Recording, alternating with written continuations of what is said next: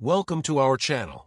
Join us on a captivating journey into the heart of Jamaica as we unravel the Rasta code. We'll explore how the island's deep history, from the Taino to the Maroons, forge a unique cultural and genetic identity, culminating in the powerful global movement of Rastafari. The Rasta code, unlocking the deep ancestry and DNA of Jamaica's people. Part 1. The echoes of the first people, Jamaica's Taino soul. Before the first sails of European conquest scarred the horizon, before the forced arrival of Africans reshaped its destiny, the island of Jamaica, then known as Zamaica, the land of wood and water, was the domain of the Taino people, Arawakan-speaking migrants who had journeyed in great canoes from the Orinoco River Delta in South America, settling across the Greater Antilles. Theirs was a world intimately woven into the fabric of the island's lush ecology, a society structured around chiefdoms, or casicazgos, with a deep reverence for the spiritual forces they believed animated the natural world. The Taino were skilled agriculturalists, cultivating staples like cassava, sweet potatoes, and maize in meticulously prepared mounds called canucos, a sustainable practice that worked in harmony with the tropical environment. They were also master navigators and artisans, their days filled with fishing in the crystalline waters, crafting intricate pottery, and weaving cotton into hammocks, hamakas, a word and an invention that would endure long after their society was shattered. Their spiritual life was rich and complex, centered on the worship of zimis, deities or ancestral spirits embodied in sculpted objects of wood, stone, and bone. These were not distant gods, but active presences in their daily lives, consulted for guidance by the cacique, chief, and the bohique, shaman, in ceremonies that often involved the ritual inhalation of cohoba, a psychoactive snuff, to communicate with the spirit world. This profound connection between the physical and the spiritual, the belief that the divine was not confined to a remote heaven, but was immanent in the earth, the sky, and the living creatures of their island home, formed the bedrock of their existence. It was a worldview that, while not directly transmitted, would find a faint but persistent echo in the syncretic spiritual traditions that would later emerge from the crucible of colonial Jamaica. The arrival of Christopher Columbus in 1494 marked the beginning of the end for the Taino of Zamaica. The Spanish, driven by a rapacious lust for gold, subjected the indigenous population to a brutal system of forced labor known as the encomienda. The Taino were forced into mines and plantations, their villages and social structures systematically dismantled. Diseases to which they had no immunity, such as smallpox and measles, swept through their communities with devastating speed, wiping out vast numbers. Those who resisted were met with overwhelming violence. Within a few decades, the Taino population of Jamaica, once estimated to be in the tens of thousands, had been decimated to the point of near extinction. Yet, to say they vanished completely is to overlook the subtle but enduring ways their legacy was woven into the very DNA and culture of the island that was forming. Spanish records document some intermarriage, and modern genetic studies have confirmed the persistence of Taino mitochondrial DNA in the contemporary Jamaican population, a silent testament to the survival of their bloodline.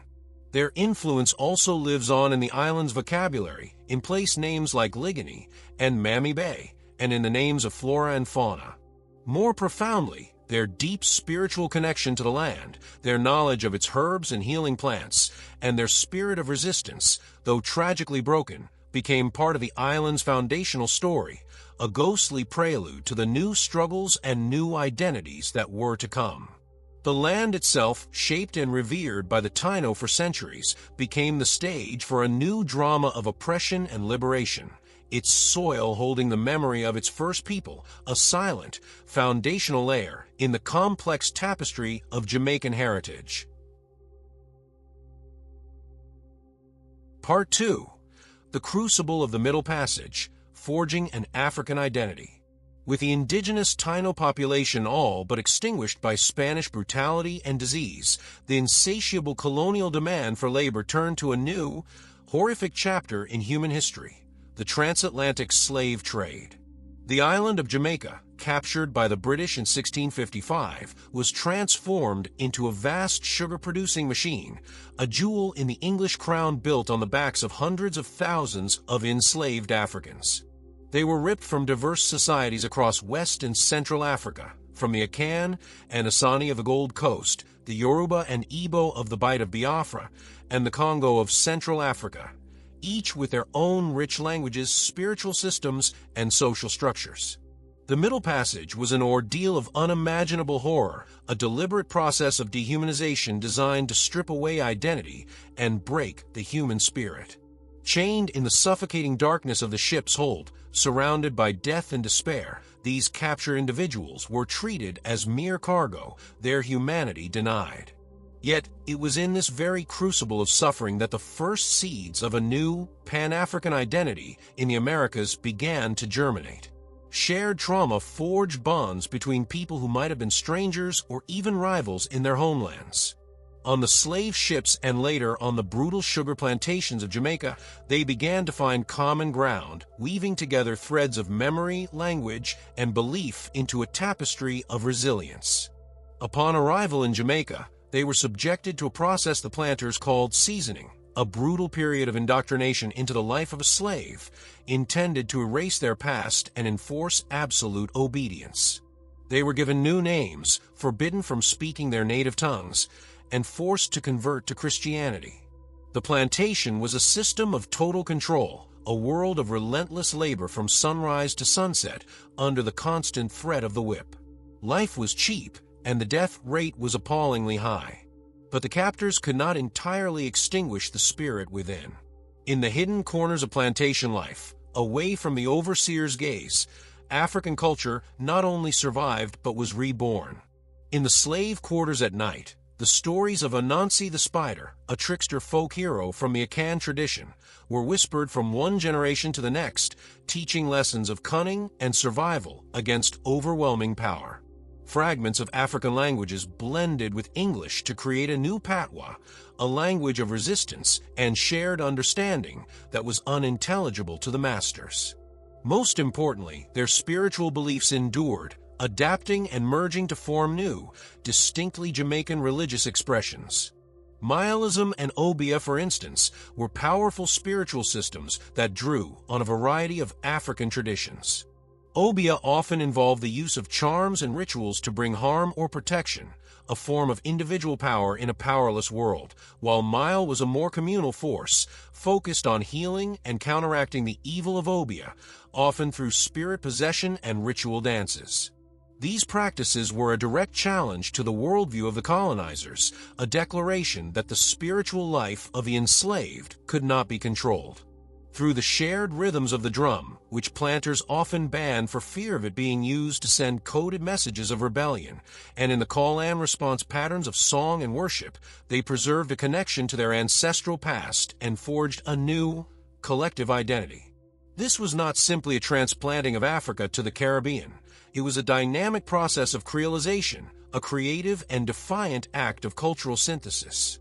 The African soul was being reforged in the fires of Jamaican slavery, creating a resilient cultural matrix, a unique DNA of survival, from which future movements of resistance and identity, including Rastafari, would ultimately draw their strength and inspiration.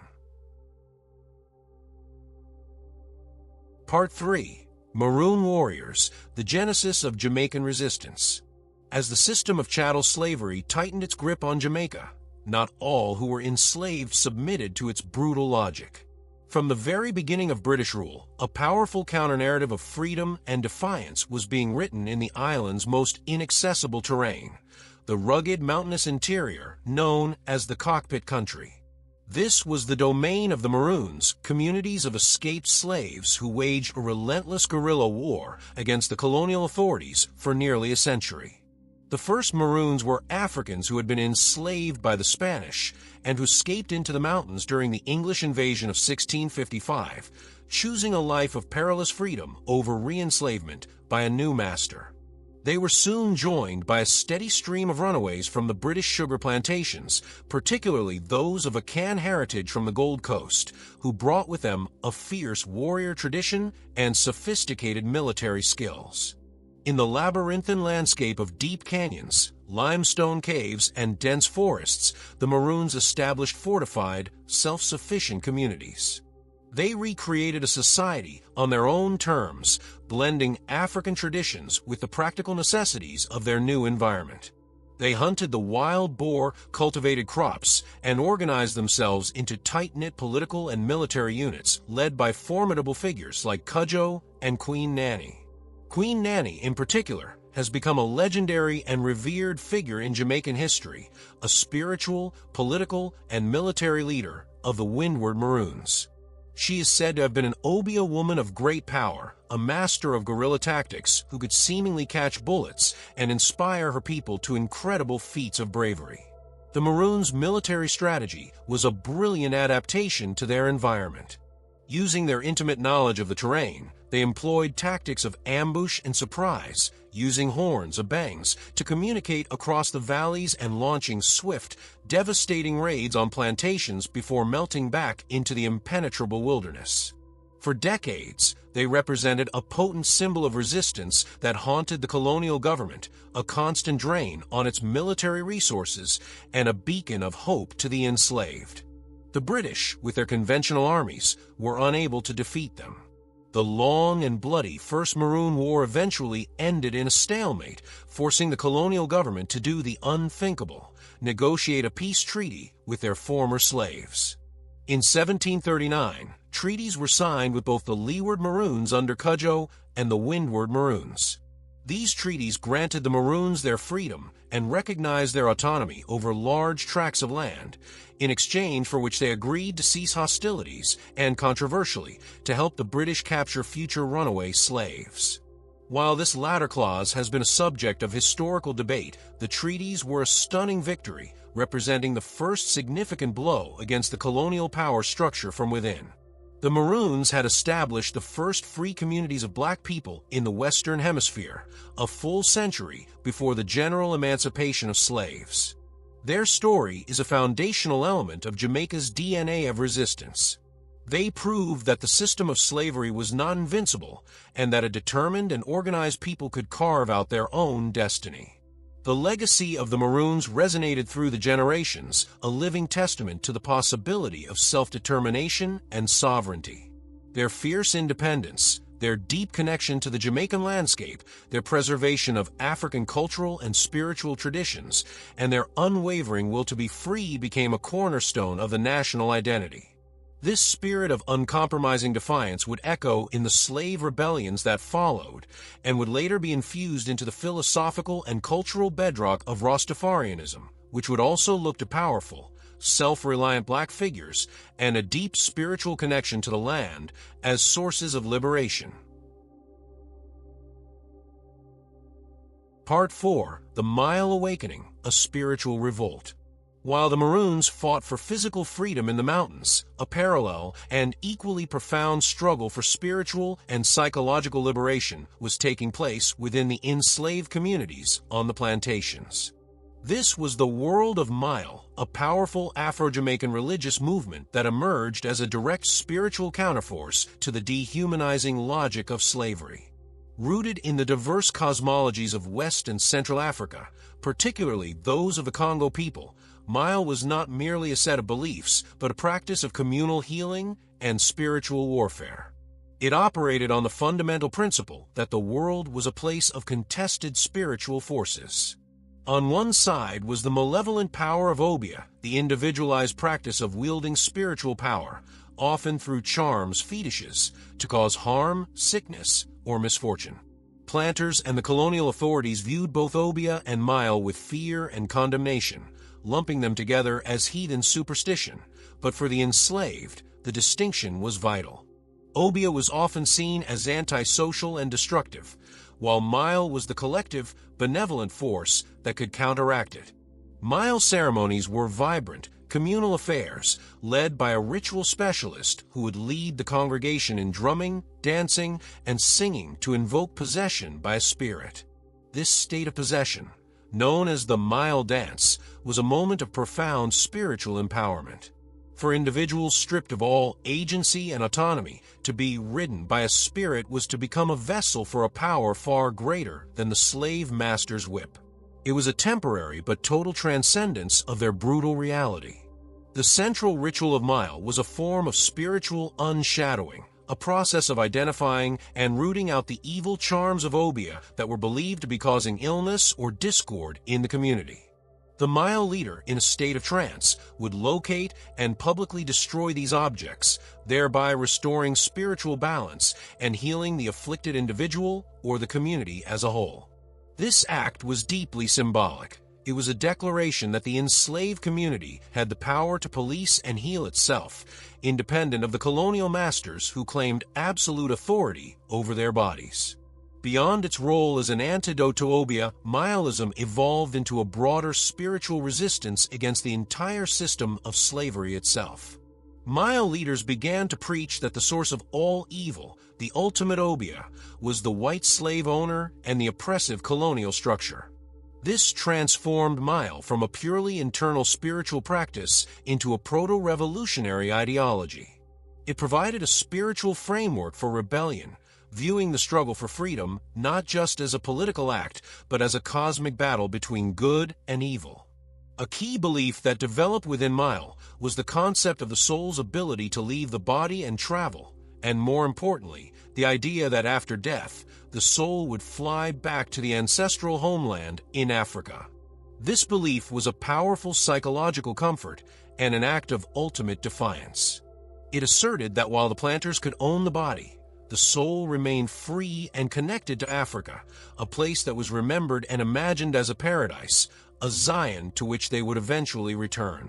This idea of spiritual repatriation is a direct precursor to the Rastafarian dream of returning to Ethiopia.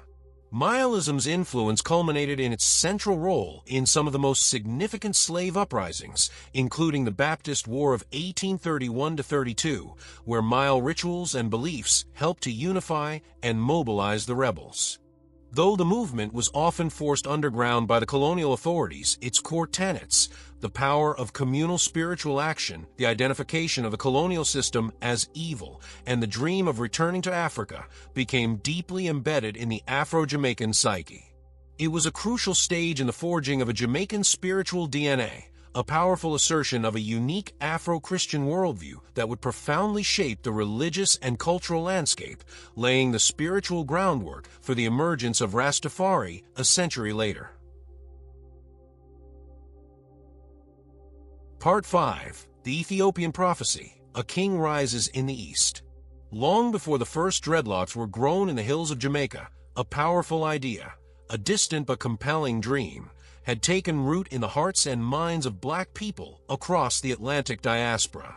This was Ethiopianism, a complex ideology that drew inspiration from the biblical and historical significance of Ethiopia as a symbol of black pride, sovereignty, and divine destiny. In a world where Africa was being carved up by European colonial powers and people of African descent were systematically denigrated, Ethiopia stood as a singular, potent exception. It was an ancient, independent black kingdom with a rich history stretching back to the time of the pharaohs and King Solomon. Crucially, it was also a nation with a deep Christian heritage, mentioned frequently in the King James Bible, the one book widely available to the enslaved and their descendants.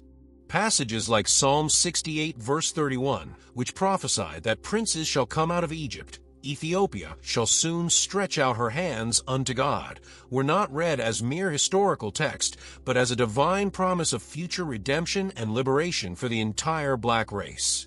This biblical Ethiopia became a symbolic Zion, a promised land, and a powerful counter-narrative to the prevailing racist ideologies of the time. This idea was not confined to theologians or intellectuals. It was a grassroots spiritual and political movement that fueled the establishment of independent black churches in the Americas and the Caribbean.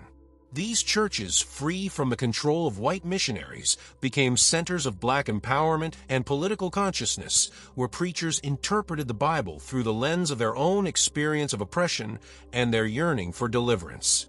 In Jamaica, Ethiopianism found fertile ground. The legacy of Nihilism, with its dream of the soul returning to Africa, and the defiant spirit of the Maroons had already primed the collective consciousness for a philosophy of black self-determination. The ideas of early Pan-Africanist thinkers began to circulate on the island, carried by returning migrants, sailors, and itinerant preachers.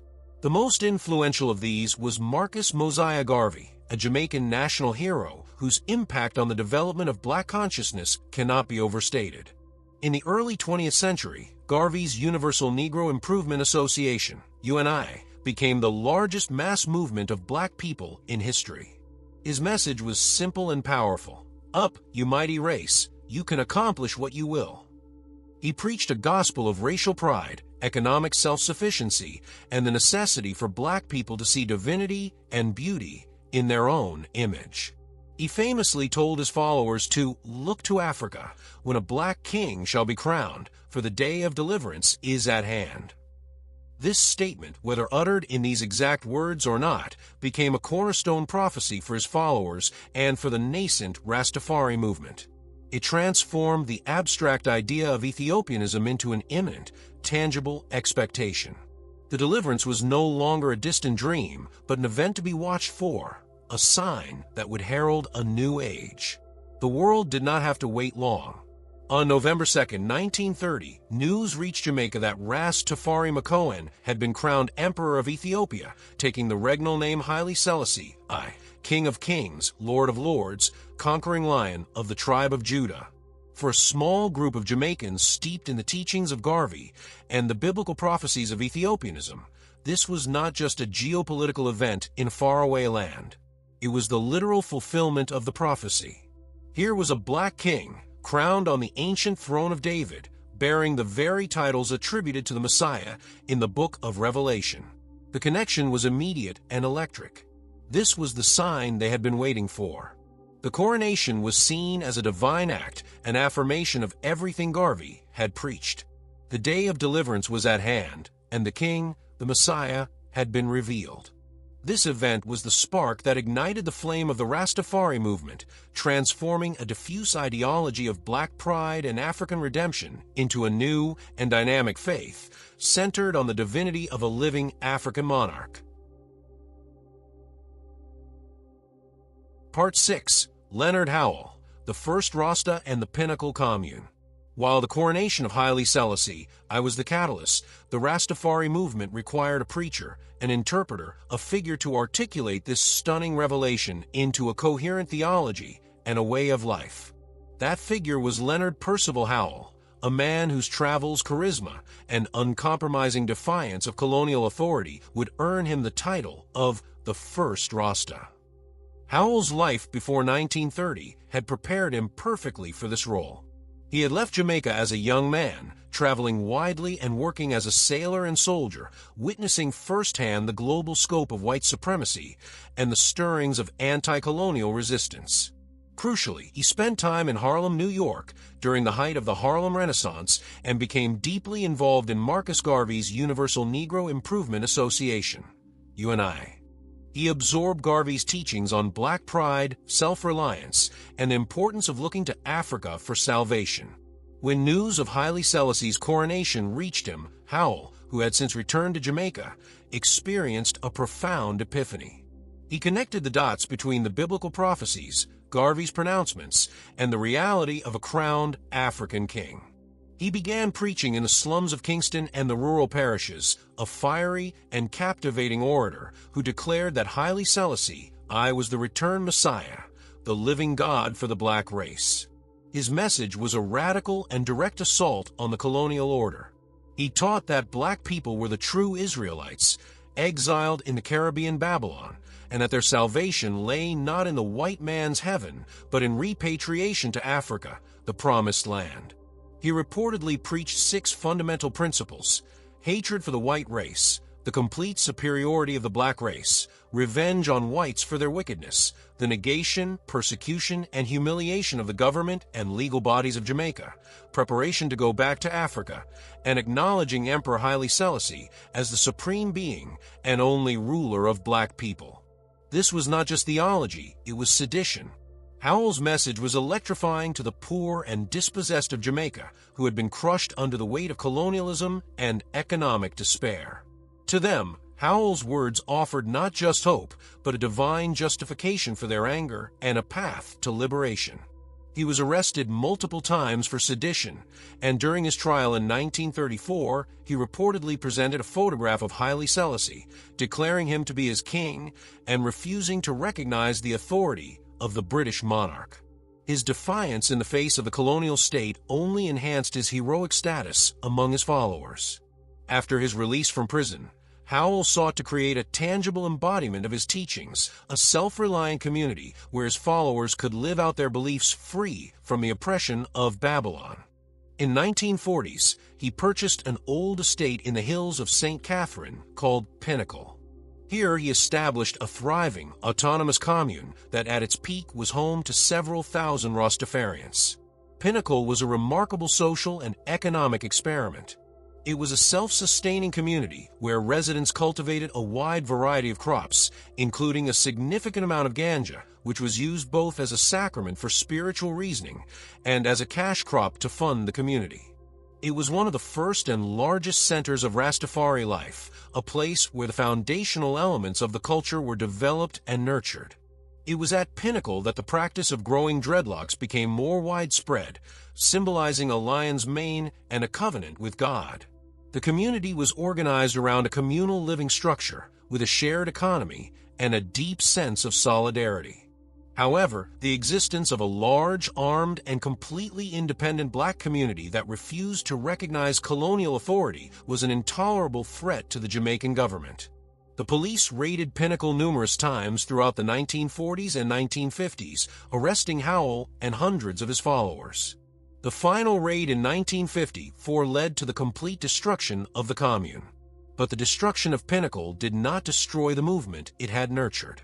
Instead, it dispersed its residents, sending committed Rastafarians, now hardened by persecution, back into the towns and ghettos of Jamaica. The scattering of the Pinnacle Rastas was the unintentional catalyst for the spread of the movement across the entire island, carrying the seeds of Howell's revolutionary theology far and wide. Part 7. The Nyabingi Order, the Heartbeat of Sacred Drums.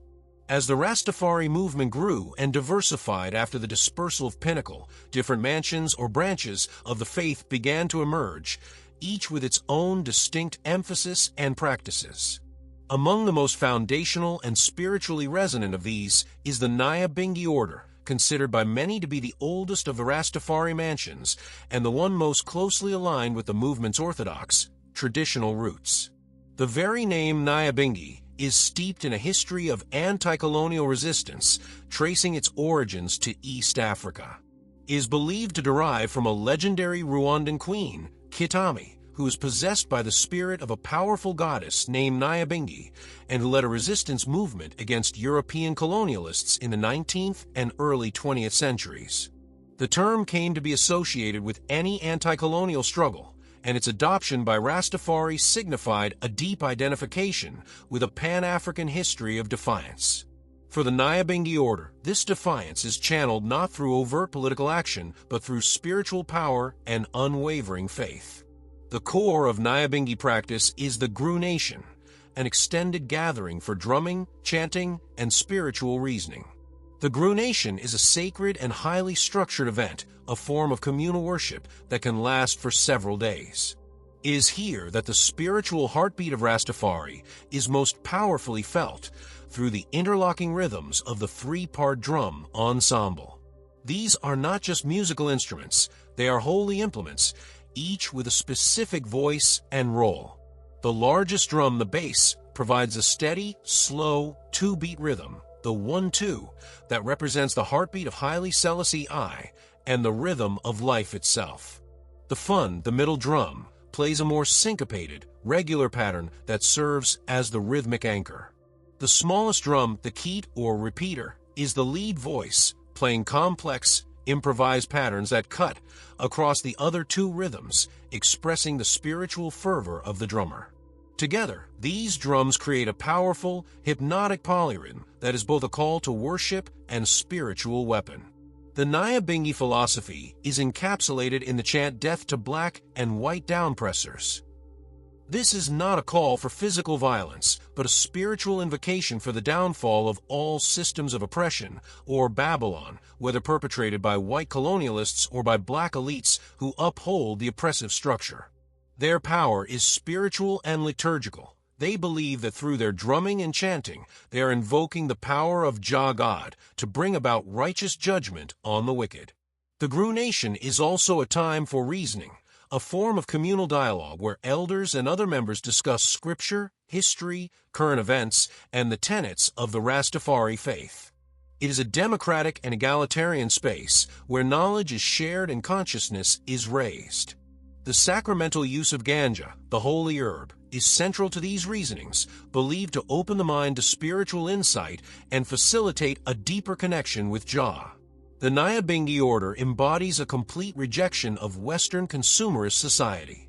They often live simple, agrarian lifestyles, adhering to strict dietary laws known as Ital, which emphasize natural, unprocessed foods and often, though not always, vegetarianism. Their appearance, particularly the cultivation of dreadlocks, is a physical manifestation of their spiritual vows, most notably the Nazirite vow from the biblical Book of Numbers, and a symbol of their connection to the Lion of Judah. The Nyabingi represent the theological and cultural bedrock of the Rastafari movement, maintaining a focus on African-centered spirituality, communal living, and a deep-seated opposition to the corrupting influence of Babylon. Their sacred drumming is more than music. It is the very pulse of the movement, a continuous, rhythmic prayer for justice, and a declaration of spiritual war against oppression that has resonated far beyond their Gru Nation sites, profoundly influencing the development of reggae music and the global perception of Rastafari. Part 8. Ayaric, the Language of Liberation. As the Rastafari movement sought to create a new world, a Zion in opposition to the oppressive Babylon, they recognized that the very language they spoke, English, was a colonial imposition, a tool that had been used to subjugate their ancestors. The English language, they reasoned, was riddled with hidden psychological traps that reinforced a negative self-image and a subservient worldview.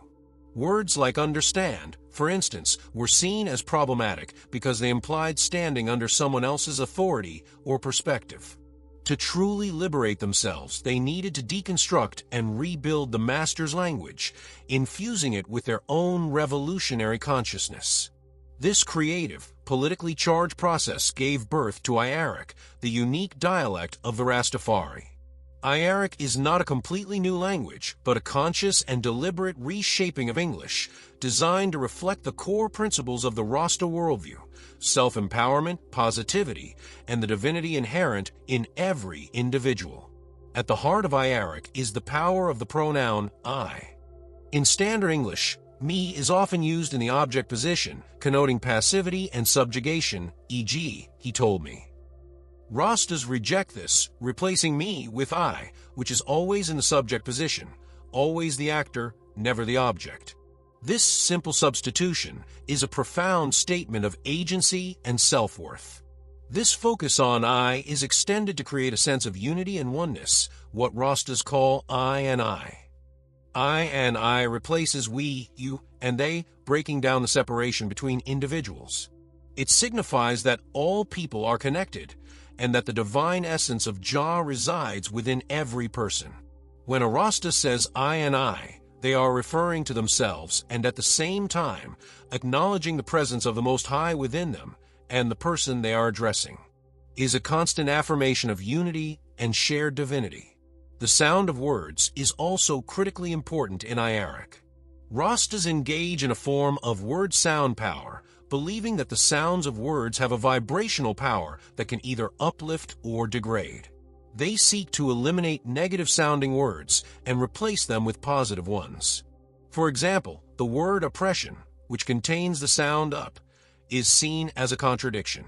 Rastas change it to downpression, which more accurately reflects the reality of being held down. Similarly, dedicate becomes livicate, because dead sounds like death, while life and creation are central to Rasta belief. Understand is replaced with overstand to signify a full and empowered comprehension rather than a subservient one. This linguistic reconstruction extends to the very name of the movement. Rastafari comes from the pre-coronation name of Emperor Haile Selassie, Rastafari Makonnen.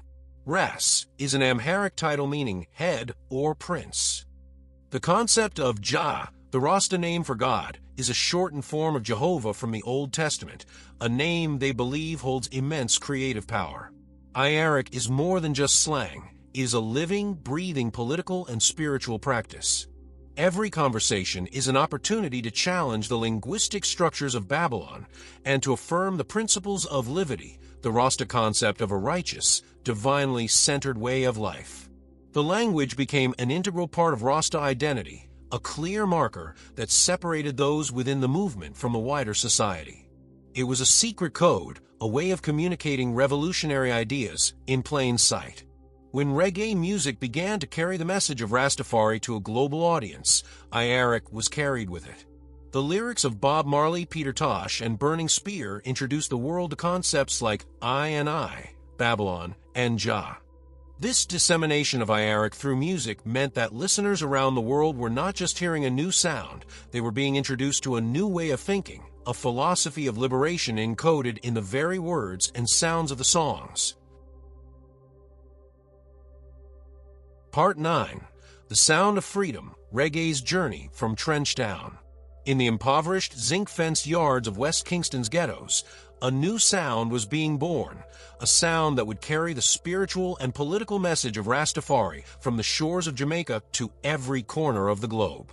This was reggae, a music forged in the crucible of post-colonial struggle and infused with the heartbeat of the Nyabingi drum.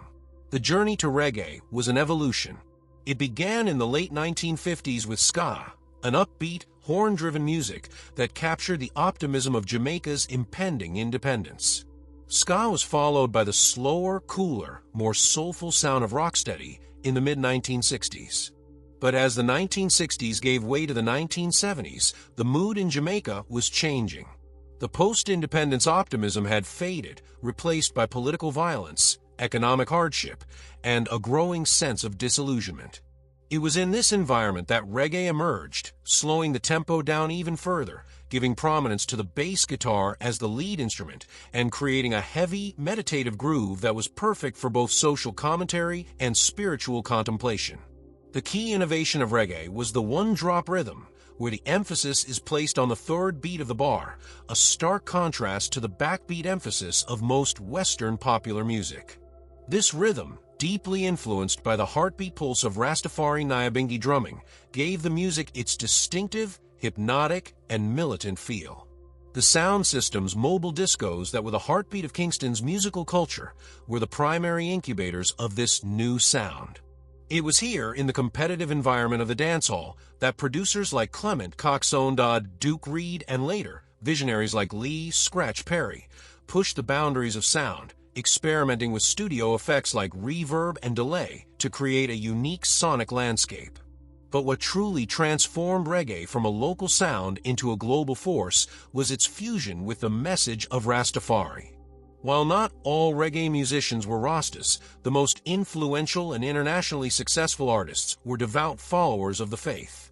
Musicians like Bob Marley, Peter Tosh, and Bunny Wailer, the core of the Wailers, as well as artists like Burning Spear, Culture, and Israel Vibration, saw their music as a mission, a vehicle for spreading the teachings of Haile Selassie I, and the Rasta message of liberation, righteousness, and repatriation.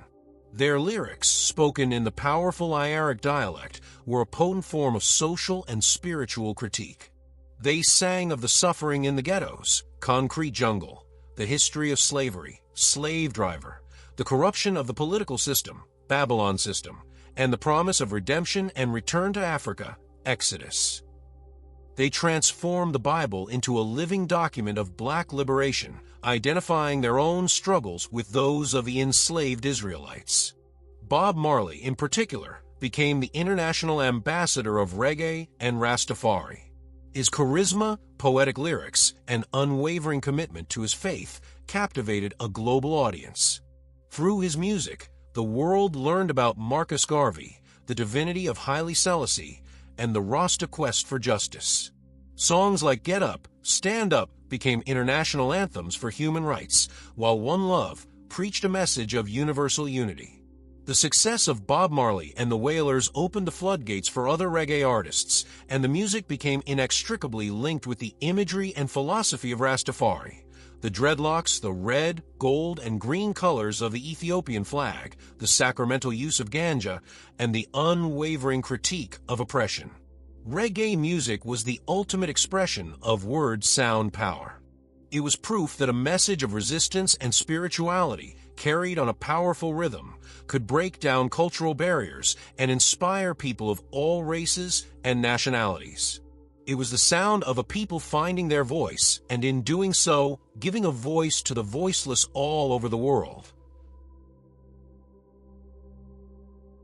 Part 10. The 12 Tribes of Israel, A Different Path to Zion.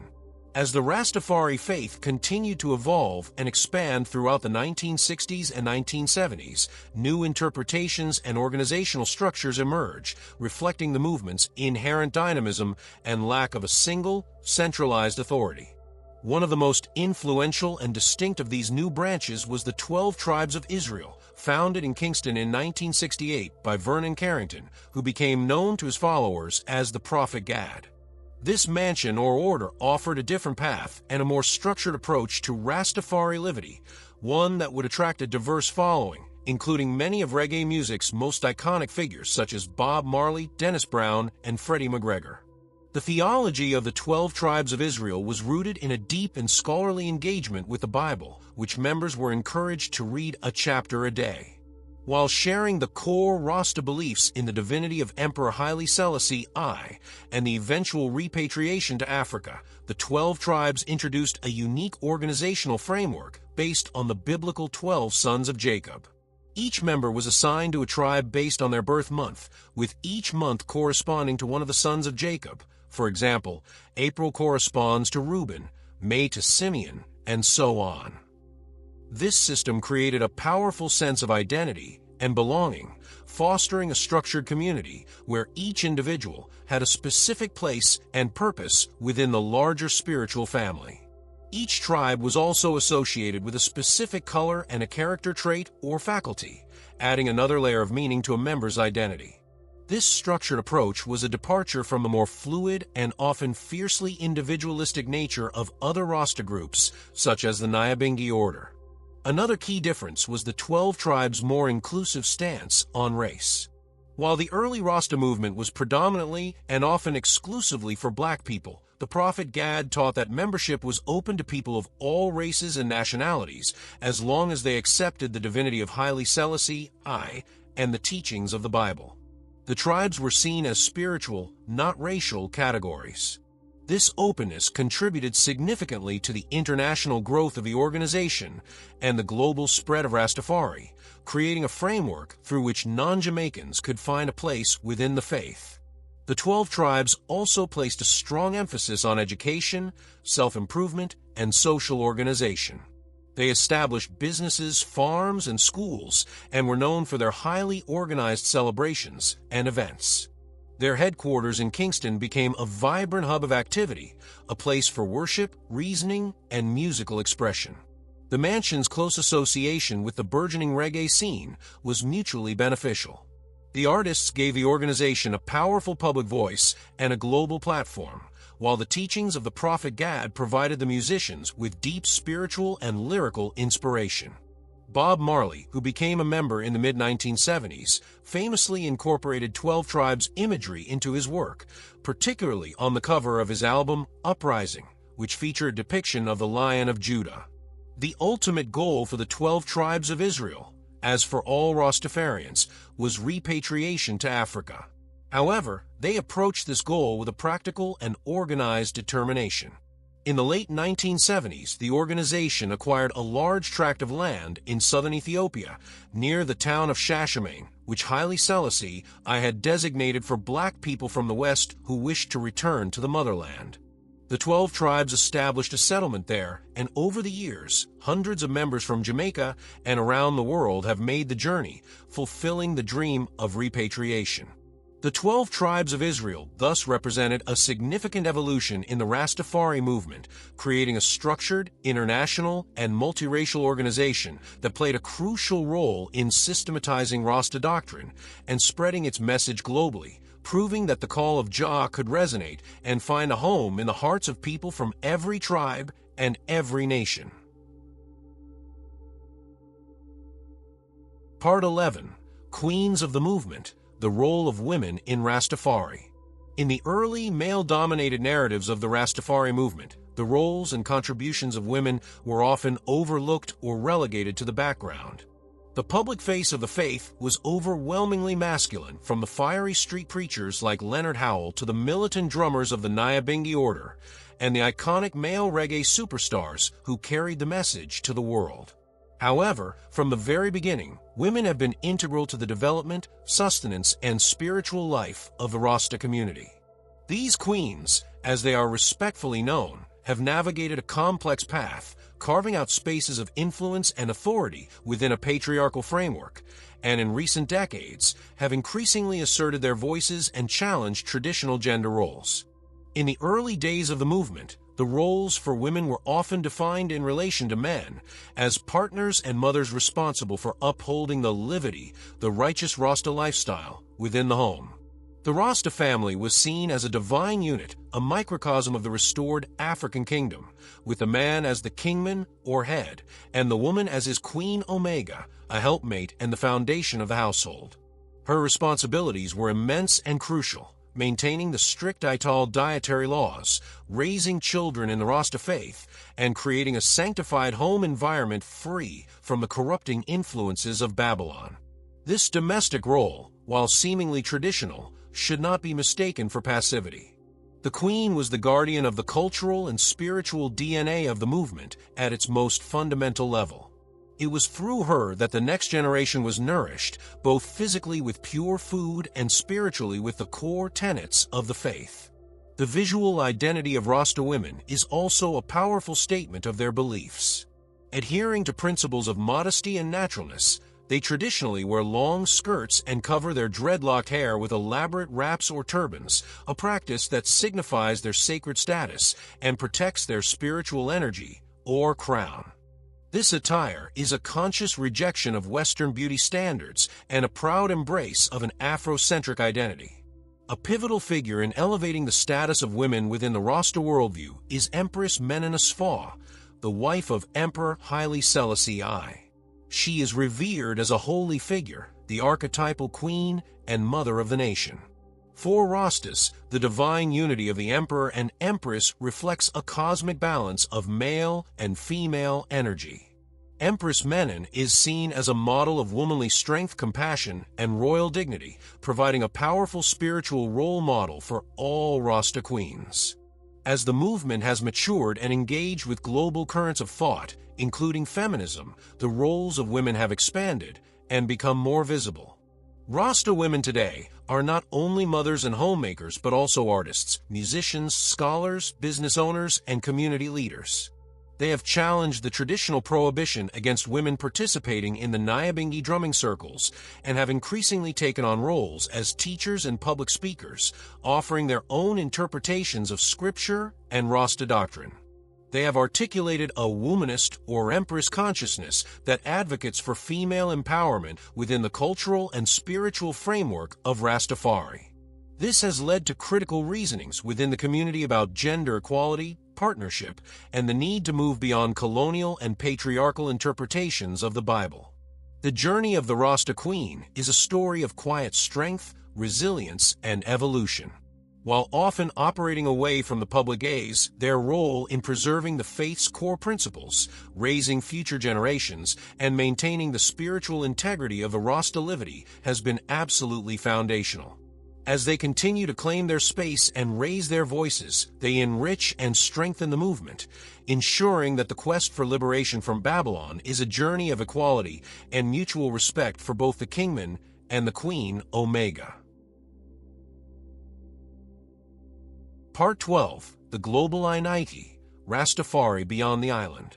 What began as a small, persecuted movement in the hills and ghettos of Jamaica has, in the space of few decades, transformed into a global spiritual and cultural phenomenon.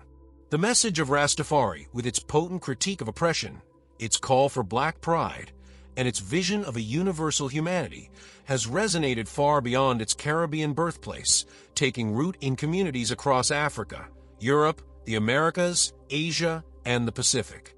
This remarkable international expansion was not the result of a formal, organized missionary effort, but was largely propelled by the infectious power of reggae music. The global success of Bob Marley in the 1970s acted as a cultural Trojan horse, carrying the images, language, and philosophy of Rastafari to millions who had never even heard of Jamaica, let alone Haile Selassie.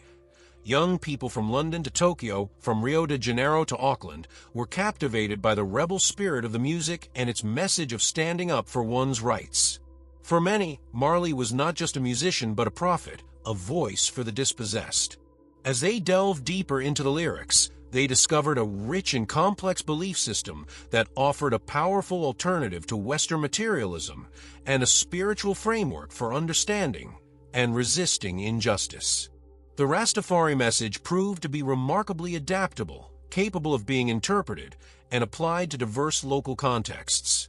In the United Kingdom, it was embraced by disillusioned Afro-Caribbean youth facing racism and police brutality, providing them with a strong sense of cultural identity and a connection to their African roots. In South Africa, the music of Marley and Peter Tosh became anthems of the anti-apartheid struggle, with the Rasta critique of Babylon mapping perfectly onto their own fight against a racist and oppressive state. In places like Japan and New Zealand, Rastafari was adopted by non-black youth, including indigenous Maori people, who were drawn to its emphasis on natural living, spiritual consciousness, and its critique of colonialism and environmental destruction. This process of global dissemination has inevitably led to a wide diversity of expression. Rastafari outside of Jamaica is not always a carbon copy of its island origins. While some international adherents embrace the faith in its entirety, including the divinity of Haile Selassie and the dream of repatriation, others adopt the cultural and philosophical aspects more selectively. For many, being Rasta is less about a specific religious doctrine and more about a livity, a way of life that includes wearing dreadlocks, eating Ital food, listening to reggae music, and adhering to a worldview based on principles of peace, love, and resistance to injustice. The internet has further accelerated this globalization, creating virtual communities where Rastas from different parts of the world can connect, share music, and engage in spiritual reasonings, transcending geographical boundaries. International reggae festivals, from Rototom Sunsplash in Spain to Rebel Salute in Jamaica, have become major pilgrimage sites for this global Ainai, drawing hundreds of thousands of people together to celebrate the music and the culture. The growth of Rastafari in Ethiopia is particularly significant. The land grant at Shashamane, given by Emperor Haile Selassie I, has become a tangible symbol of the repatriation dream and a powerful magnet for Rastas from around the world. The community there, though facing many challenges, stands as a living testament to the global reach of the movement and its enduring connection to the African motherland. The journey of Rastafari from a localized Jamaican faith to a global culture is a powerful example of how a message of liberation, carried by a compelling art form, can cross any border and speak to the universal human desire for justice, identity, and spiritual meaning. Part 13. The Repatriation Dream, a Return to the Motherland. Central to the Rastafari faith, woven into its very spiritual DNA, is the profound and unwavering belief in repatriation, the physical and spiritual return of the descendants of enslaved Africans to their ancestral homeland, Africa. This is not merely a political aspiration or a desire for emigration. It is a core tenet of their theology, the ultimate fulfillment of biblical prophecy, and the final, triumphant exodus from Babylon, the term for the oppressive Western world where they have been living in exile. The roots of this dream run deep, predating the Rastafari movement itself. It draws from the nihilist belief that the soul would fly back to Africa after death, and was powerfully articulated by Marcus Garvey, who organized the Black Star Line shipping company with the practical goal of establishing trade and transport links with Africa, fostering a sense of psychological and eventual physical return. When early Rastafari preachers like Leonard Howell identified Emperor Haile Selassie I as the returned Messiah, they also identified Ethiopia, the ancient, uncolonized Black Kingdom, as the new Zion, the promised land to which the scattered children of Israel, Black people, were destined to return. For Rastas, the biblical exodus of the Israelites from Egypt is not an ancient story, but a living prophecy about their own experience. They see themselves as Israelites held captive in the slavery and wage slavery of the West, and they look to their Redeemer, Haile Selassie I, to lead them out of bondage and into the promised land of Ethiopia. This belief has been a constant source of hope and a powerful motivating force throughout the movement's history. In 1958, the desire for repatriation was so strong that thousands of Rastas attended a convention in Kingston organized by Prince Emmanuel Charles Edwards, founder of the Ethiopia Africa Black International Congress, where they prepared for what they believed was an imminent, divinely orchestrated return. When this did not materialize, the frustration and subsequent clashes with colonial authorities highlighted the seriousness of this conviction. The dream gained a tangible foothold when a delegation of Rasta elders and Jamaican dignitaries visited Ethiopia in 1961 and met with Emperor Haile Selassie I. It was during this mission that the emperor set aside 500 acres of land in the southern region of Shashamane as a land grant, a gift for Black people from the West who wished to return to Africa. This act was a monumental moment, transforming the abstract dream of repatriation into a concrete possibility. A small number of pioneers began to settle in Shashamane in the late 1960s and 1970s, facing immense challenges as they adapted to a new culture, language, and environment. They were the vanguard of the movement, the physical embodiment of the return. The journey was not easy. The 1974 revolution in Ethiopia, which overthrew the emperor and installed a communist regime, created a hostile environment for the settlers, who revered the deposed monarch as God. Yet a small, resilient community held on, keeping the dream alive through decades of political turmoil. Today, Shashamane remains the most powerful symbol of the repatriation movement. It is a diverse international community of Rastafarians and other returnees from across the diaspora, a place of pilgrimage, and a living, breathing, and often challenging experiment in nation-building. While the numbers of those who have physically moved to Shashamane or other parts of Africa remain relatively small, the concept of repatriation continues to function on multiple levels. For many Rastas, it is also a spiritual and psychological return. It is about shedding the colonial mindset, mental slavery, as Bob Marley sang, embracing an Afrocentric identity, and reclaiming a lost history and heritage. Whether they ever set foot on the continent or not, Africa exists as their spiritual home, their source of pride and identity. The dream of repatriation in all its forms remains the ultimate goal of Rastafari, the final act in the long drama of exile and redemption. It is the closing of a circle, the healing of the historical trauma of the Middle Passage, and the ultimate realization of the promise that the children of Africa will one day come home. Part 14. Unlocking the Ancestral Code, DNA, and the African Link.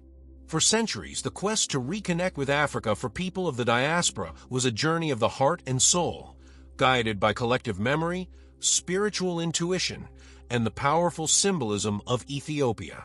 The specific ancestral lines, the names of the ethnic groups, and the precise locations from which their forebears were stolen were largely lost, severed by the brutal efficiency of the slave trade. This historical amnesia was a profound and painful wound. Rastafari, with its powerful focus on Africa as the motherland, was a potent spiritual balm for this wound, creating a new, unifying identity rooted in the continent as a whole. In the 21st century, however, a new and powerful tool has emerged that offers the possibility of bridging this gap in a different way: genetic genealogy. DNA ancestry testing has provided a scientific means for individuals to trace their lineage back not just to the continent of Africa, but to specific regions and, in some cases, to particular ethnic groups. This technology has introduced a fascinating new dimension to the long-standing Rasta quest for an African connection, creating a dialogue between faith and science, between the spiritual scroll and the genetic code. For many Rastafarians and other Jamaicans of African descent, taking a DNA test can be a deeply personal and transformative experience. The results, which might reveal links to the Igbo or Yoruba people of Nigeria, the Fanti or Asani of Ghana, or the Congo people of Central Africa, can provide a name and a place for a previously anonymous ancestry. It can confirm long-held cultural intuitions, for example, explaining why certain Akan traditions, like the Anansi stories, have remained so potent in Jamaican folklore. This scientific validation of a West African heritage does not contradict the core Rasta focus on Ethiopia, but rather adds a new layer of complexity and richness to it. Rastafari has always been a Pan-African movement, and the identification of Haile Selassie I as a divine figure was, in part, because he was seen as a leader for the entire black race, a symbol of a unified and proud Africa. The DNA results reinforce this Pan-Africanist perspective, illustrating that the Jamaican people are a tapestry woven from the threads of many different African nations, brought together by the shared experience of the Middle Passage. This new scientific knowledge is also influencing the cultural and spiritual landscape. Some individuals, upon discovering their genetic roots, are moved to learn more about the specific traditions, languages, and histories of their ancestral groups. This can lead to a deeper engagement with African culture that goes beyond the symbolic, a desire to learn a few words of Yoruba, to understand the principles of Igbo spirituality, or to travel to Ghana on a heritage tour. It allows for a more personalized and specific form of repatriation, a reconnection of the mind that can complement the broader spiritual dream of returning to Ethiopia. Furthermore, the genetic evidence powerfully refutes the colonial narrative that slavery erased all ties to the past. The DNA itself becomes a living archive, an unbreakable code carried in the blood that proves the resilience and continuity of African heritage. It provides scientific backing for what Rastas have always asserted through faith, that they are and have always been a profoundly African people. This intersection of science and spirituality is not without its complexities. The science of genetic ancestry is still evolving, and the results can sometimes be imprecise. But for many, it offers a powerful new way to understand the historical journey of their people. It provides a map, however incomplete, of the path their ancestors took, and in doing so, it enriches the spiritual and cultural quest for identity that lies at the very heart of the Rasta code, a code that is now understood to be written not only in scripture and song, but in the very double helix of their DNA. Part 15. The Enduring Legacy, Jamaica's Cultural DNA in the New Millennium. As the 21st century unfolds, the influence of Rastafari on the cultural DNA of Jamaica and the world remains undeniable, a testament to the enduring power of a movement born out of oppression and a fierce quest for identity. What was once a marginalized and persecuted faith has become one of Jamaica's most significant cultural exports, a globally recognized symbol of the island's spirit of rebellion, creativity, and resilience.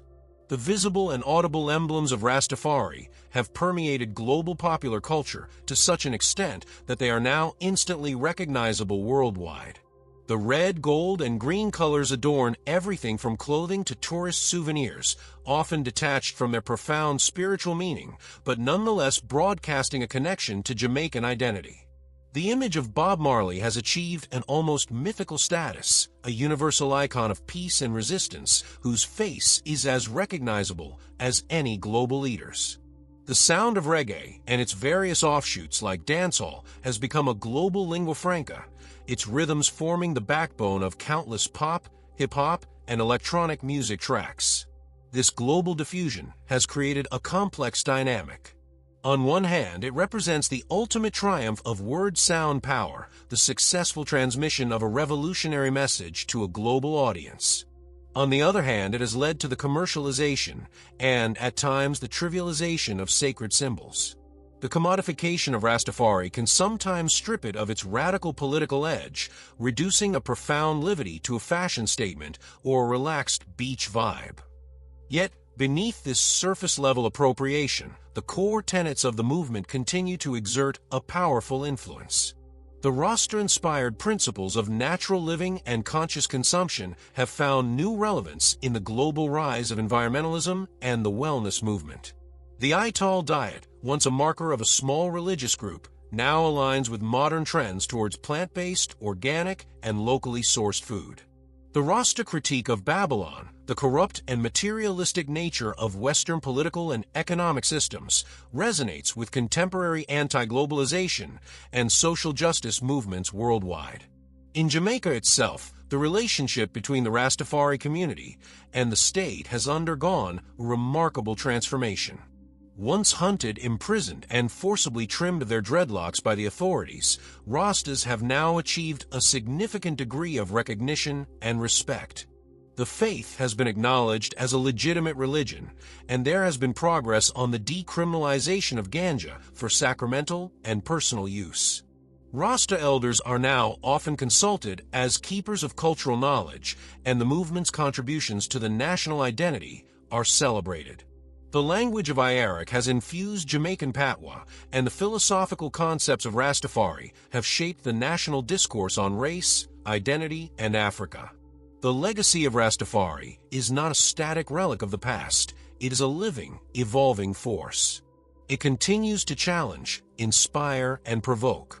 It is a constant reminder of the power of a people to redefine their reality, to create a new language, a new sound, and a new way of seeing the world in the face of overwhelming oppression. From the spiritual echoes of the Taino and the defiant spirit of the Maroons to the revolutionary consciousness of Garvey and the global heartbeat of reggae, the Rasta Code is the culmination of Jamaica's long search for its soul. It is the story of how a small island nation, through a unique spiritual and cultural movement, has left an indelible mark on the consciousness of the world. Thank you for journeying with us through the Rasta Code. The story of Rastafari is a testament to the enduring power of faith, identity, and resistance. Subscribe for more deep dives into history and culture, and share what this story means to you in the comments below.